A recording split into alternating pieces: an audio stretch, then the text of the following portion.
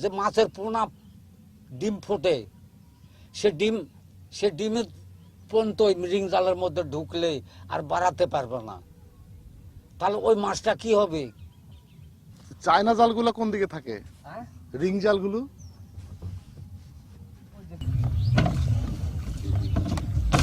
এই বিলেতে রিং জাল যেদিন থেকে নামছে সেদিন থেকে এই মাছের সর্বনাশ হচ্ছে। এই এখান থেকে গ্রাম দেখ ঘুরলে 200 জাল ওভার হবে।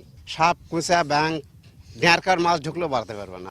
এই রিং জাল উঠে গেলে আমরা এই জাল দিয়ে মাছ মারা ফুরা পারবো না।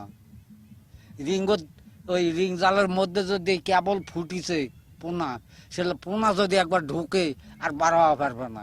পুরা বিল মাছ ভর্তি মনে করেন গিজ গিজা, মাছ পাঠাতে দেয় না তো, যে মাছ যায় সে মাছে আটকা পড়া যায়। কেমন? সব মাছ ধরে ছোট থেকে বাচ্চা রেণু পোনা বা মাছ ফুটিচ্ছে। জালটা দেশে না থাকলে মাছে মাছ পূর্ণ হয়ে যাবে। আমাকে এলাকা মনে করেন যে একটা ফসল হয় আর মাছে ভাতে আমরা আছি। এখন ওরা তো সারা দিন সারা রাত ফেলাতো, ওরা তো উঠানামা করে না, একবারে স্থায়ীভাবে থেয়া যায়। একদিন 2 দিন পর ছাড়ে, এটা আমরা দেখি। মাছ তো ধরে বুঝা হয় সাথে পেয়াটা যদি চলবো কিভাবে? অন্য হাতে তো কিচ্ছু নেই, খাওয়ার মাছও হবে না। অন্য যে হাতার আছে তো হয়তো জগৎ বের করবি, 20টা মানুষ লাগবে, কত বুঝি 50-60 হাজার টাকা লাগবে, সে করে পাবো অত টাকা?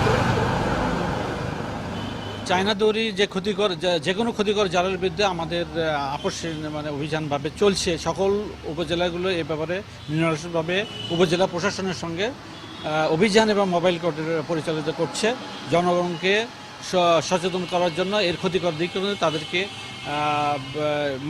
বিশেষ করে এই বিষয়ে তাদেরকে মোটিভেশন করছে।